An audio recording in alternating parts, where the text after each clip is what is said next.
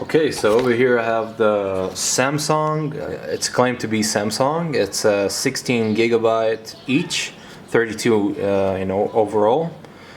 It's two sticks of 16 gigabyte each, 32 gigabyte kit. This is a DDR3 ECC memory. It's a low profile heatsink. You see how small it is. This is perfect for what I need because I will be using that in a very tight, close tight environment with the mini ITX and a tower cooler, CPU cooler. So I do need this. This will be perfect for it. And 32 gigabyte is a bit overkill for what I intend to use with the system. But hey, if I can get it. If this works and I can get it, why not? And this was in a very good price too. I bought it for like maybe I would say 15 bucks.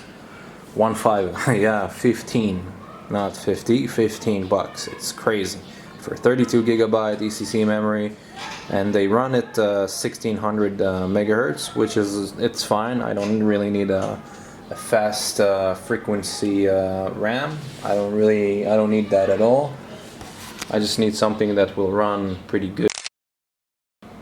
And yeah, we'll take a closer look right now. Let's see what it looks like. Wow, these things are so small. They're tiny. As you can see, it says Samsung. Yeah, it says 16 gigabyte. Clocked at 1600 megahertz. The CL is 11, CL11, cast latency. Made in Korea and whatnot. Serial numbers, whatever. Yeah, it's really a really small RAM. Like, this is gonna be perfect. This is exactly what I need it for. So without further ado, I'm just gonna install that on the motherboard over there with the Xeon processor that I made a video about earlier.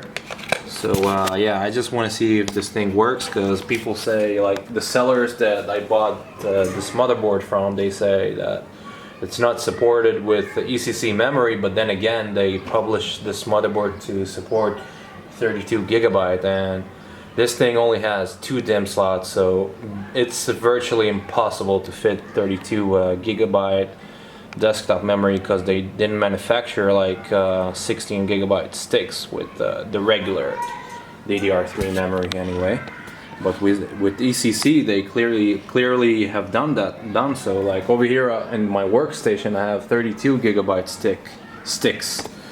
So yeah, it's I think they're full of crap, and this is why I'm doing this right now, to make sure that this works. Like, they might be right, I don't know, but this is why we're here. Because if it doesn't support ECC memory, then they have to change the description and not say that it supports 32, because there is no way that it supports 32. But just in case that it doesn't support 32, I also got this thing right here. I got like an HyperX Fury DDR3. Both of them are 8 gigabyte, 16 gigabyte in total, and they run at 1866 megahertz. So yeah, if this doesn't work on this motherboard, then I have this to resort to, and this will work perfectly as well. So we'll see. If it doesn't work, then I have something to go for. But if this does work, then I will have an overkill, future-proof investment, I would call that. But anyway, without further ado, I'm just gonna do that, and I'll pick this back up when I got everything installed, and we'll be ready for the first boot. So yeah. Okay, so I installed everything. The ECC memory and the CPU is underneath over there. I got my just some graphics card that I have, a GT 710, because the Xeon 1220 doesn't have a onboard graphics card, so obviously, yeah. Let's fire this up and see if it boots. Yeah. I think it beeps and it gives us the memory. Yeah,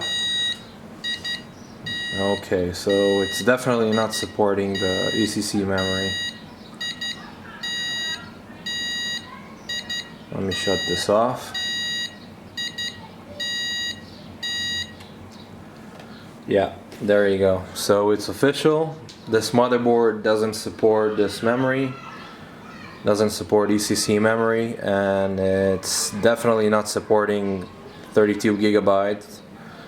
So if you try to buy this motherboard online and you see that it says 32 gigabyte support, that's crock of shit, because the only way to get 32 gigabyte in this type of motherboard is to use ECC memory, and we just discovered that this thing doesn't support ECC memory. So